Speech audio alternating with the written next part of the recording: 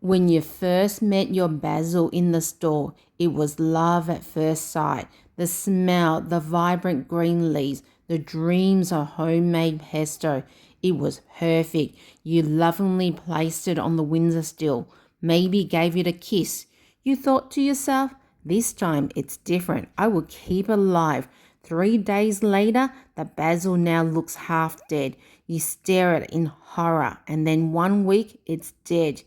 You thought to yourself, why? I gave you sunlight. I gave you water. I played you Mozart. There is an untold truth about store-bought basil.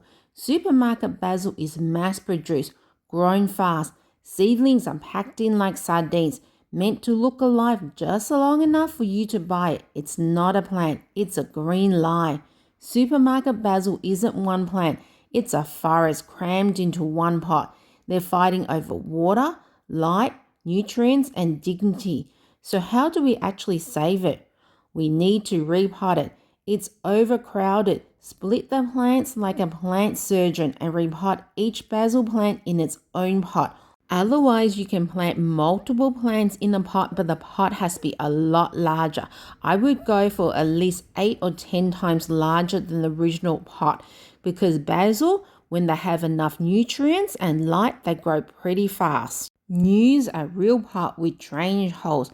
Pots without drainage holes equals basil coffin. Use 40% potting mix designed for vegetables, 40% compost, and 20% perlite or sphagnum moss. Basil love their nutrients, so lots of compost or organic nutrients, but still a soil mixture with good drainage. Give it sunlight, but not hellfire. Basil's not auditioning for a desert documentary. Placing it near a windowsill will suffice. When harvesting your basil, we ain't going to pick the delicious leaves like plucking the feathers of a duck. This is just going to lead to a leggy and barren stem. We want our basil to become bushy, like a tree. So when harvesting, we want to prune it in a way to promote better growth. So cut the basil stem, because where you cut, it will branch into 2 stems. So eventually over time, it's going to be more bushy. If you have enough basil leaves for your delicious recipe, then use these stem cuttings and propagate more. Place them in water, and eventually over time it's going to grow roots, which then you can plant it back into the soil.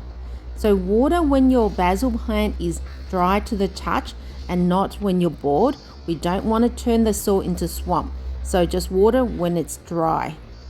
Basil also likes warm temperatures, so anything below 12 degrees, which is about 54 Fahrenheit, is too cold for a healthy basil growth. Disclaimer: if your little basil buddy didn't make it, there's always next time, or there is the dry basil from the supermarket. Save your basil, save a homemade pesto dream. Subscribe and like for more plant therapy, and I'll see you in the next video.